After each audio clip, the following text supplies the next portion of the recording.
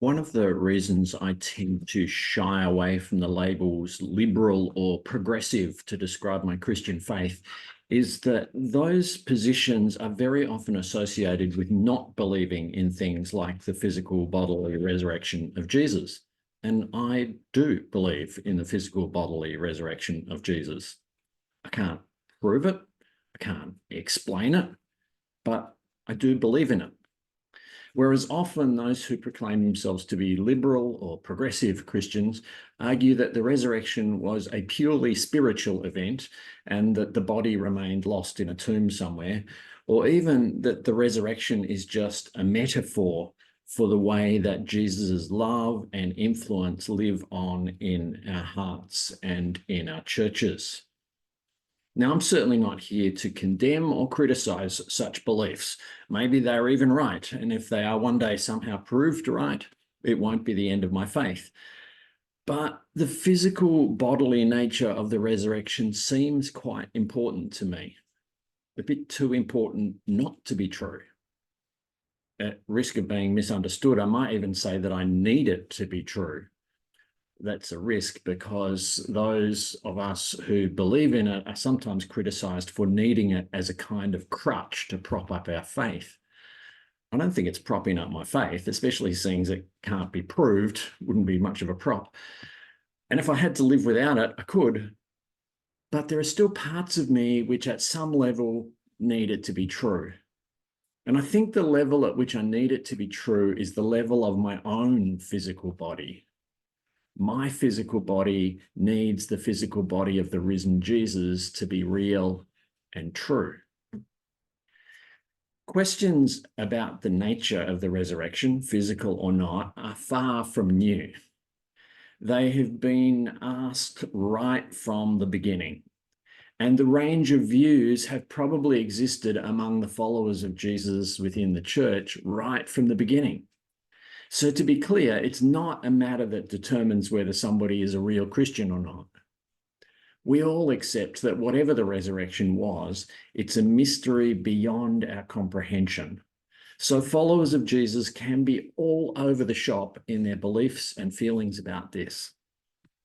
I'm still going to explain here why the physical bodily nature of the resurrection matters to me, but I don't need you to agree with me, and I'm not criticizing you if you don't.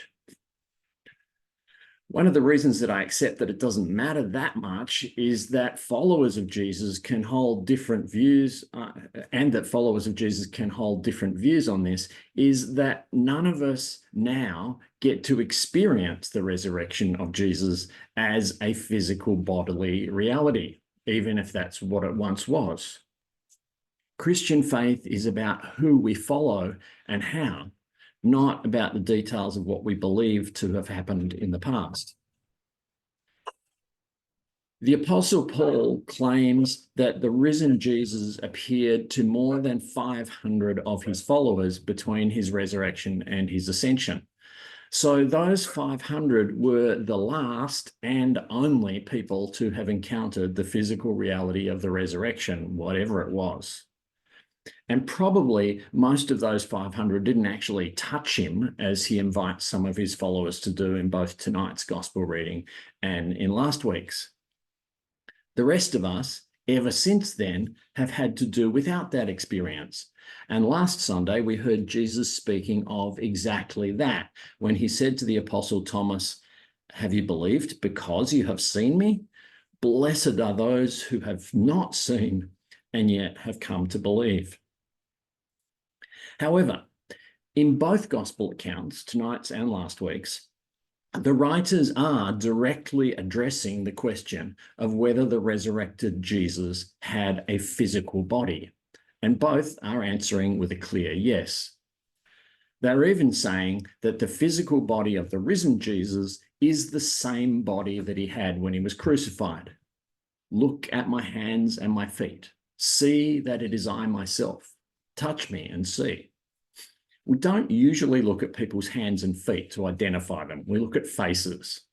There are very few of you who I could identify from a lineup of hands and feet. The obvious point of looking at his hands and feet was to see the raw wounds that would establish beyond doubt that this was in fact the very body that had been brutally crucified just a few days ago. Now, this may raise a question in your minds, a question that is slightly different from the one that the gospel writer addresses. The gospel writer, Luke, directly addresses the question of whether the risen Jesus could be a ghost. Touch me and see, says Jesus, for a ghost does not have flesh and bones as you see that I have. And then he asks them for something to eat and eats it in their presence, because it was widely believed that ghosts could not eat because they had no physical body for the physical food to disappear into. If a ghost attempted to eat, the food would just kind of fall through them. But nowadays, the horror genre has given us another category of living dead that is perhaps coming to mind for you. Could Jesus be a zombie? The difference between ghosts and zombies is that zombies do have physical bodies. They are dead bodies that are somehow animated, and they still bear their unhealed physical wounds, just as Jesus does. So could the risen Jesus be a zombie? Well, as Jesus' unhealed wounds attest, he certainly has something in common with zombies, because his body has been killed and yet somehow it is back on its feet and moving around. It really kind of screws with our minds, but Jesus is simultaneously dead and alive. Nevertheless, Jesus is not a zombie, because he is simultaneously dead and alive in a way that is completely different from zombies. With zombies, which, by the way, I'm not claiming to be anything more than fictional or mythical, with zombies, the combination of being dead and alive is primarily about being dead. An encounter with a zombie is unmistakably an encounter with death. Death somehow animated, but overwhelmingly and horrifyingly dead nevertheless. But the encounter with the risen Jesus is overwhelmingly about life.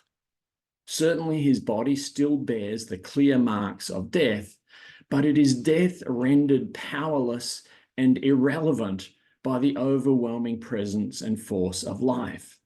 Exuberant, unquenchable, contagious life.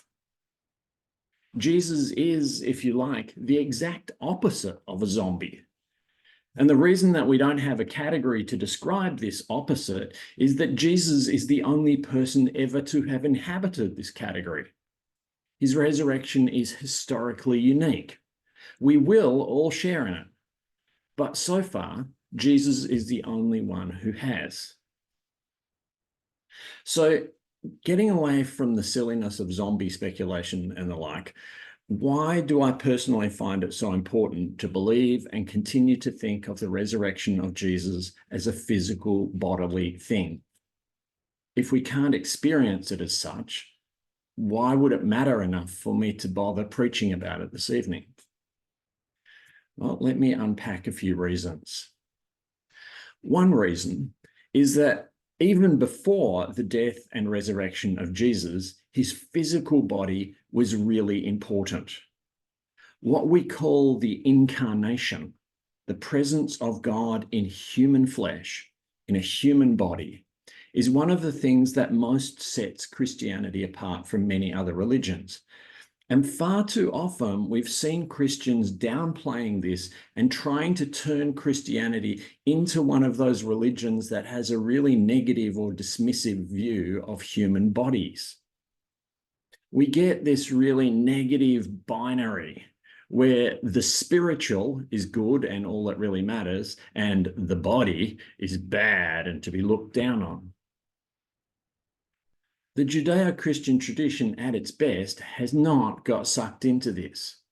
We hold that God made our bodies and declared them to be good, and that how we treat our bodies and how we behave in and through our bodies is inseparable from faithful spirituality. We do not see bodily actions and bodily pleasures like eating and drinking and making love as suspect for being physical and bodily. Ours is a body-positive religion. And I think that because that is always under threat from those who are suspicious of anything bodily and who would rather have some kind of pure spirituality that gets us away from our bodies, God continues to commit to incarnation, to embodiment. I think that if God had raised Jesus from the dead in a way that didn't involve his physical body, that would have played into the hands of those who dislike bodies and who want to keep bodies out of our faith. So for that reason, it seems to me to be thoroughly consistent with the ways of God that God would not just raise Jesus as some kind of disembodied spirit, but body and all. God is not giving encouragement to body-hating or body-ignoring spiritualities. A second reason is closely related to the first and flows from it. God doesn't just commit to human bodies, God commits to the material world, the world God created and declared to be good. Those spiritualities which despise or disregard the human body often don't stop just there with the body. Seeing true value only in the spiritual and immaterial, they can end up despising and disregarding all physical material things and ultimately the whole material world. Many of the most shameful episodes in the history of the Christian church have had roots in getting sucked into this negative body-denying way of thinking. Oppressive colonialism has often been aided and abetted by overly spiritualized religion that said it didn't matter what happened to people in the here and now or how you treated them because it was only some disembodied spiritual life in heaven that mattered. The widespread sexual abuse of children in the church and its systematic cover-up has also been tied to such negative views of the body that perpetrators were unable to develop mature, healthy sexuality and sometimes unable to comprehend and empathize with the suffering caused in and through their bodily actions. And when the church has been complicit in environmental destruction and degradation of the earth, this too has often followed on from a failure to honor the material world and to recognize that God is bodily present in the physical world. Sometimes a distorted version of our witness to the real presence of Christ in the bread and wine at the Lord's table has seen that not as the tip of the iceberg, but as the limit and extent of God's involvement in the material world. So again, it seems to me to be consistent with God's valuing of the physical material world, that God would not just raise Jesus as some kind of disembodied spirit, but in a whole physical material way. God is not giving encouragement to spiritualities that devalue and abuse the earth and its creatures. And finally, I think there are some really important things being communicated to us by Jesus when he shows us the wounds in his body. And that would be nothing but an illusion or play acting if his resurrection didn't involve his real body. Many of us have bodies that are scarred or disabled or disfigured or just wearing out. And we live in a world that too often despises such bodies. The cult of the social media selfie urges us to airbrush out our physical imperfections and present a digitally altered view of our imagined perfect selves, blemish-free and scar-free. And that fosters a culture of devaluing everyone whose bodies can't measure up to these imaginary standards of perfection. The theological version of this portrays the goal of Christian growth as a return to the imagined perfection of the Garden of Eden. And that's a theology that excludes those whose damaged or worn out bodies are not going to cooperate with such an agenda. But the resurrection of the wounded Christ gives the lie to such damaging theologies. Jesus' risen body is not restored to some Garden of Eden state of perfection.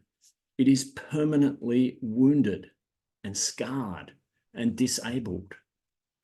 And it is with wounded hands that Jesus invites us, with our damaged and deteriorating bodies, to follow him into resurrection life and love. So again, it seems to me to be consistent with God's willingness to embrace and honor the woundedness of the world and its creatures, that God would not just raise Jesus as some kind of disembodied spirit, but as a wounded and scarred physical body. God is not giving encouragement to spiritualities that exclude those of us who are broken or disabled or succumbing to the ravages of age.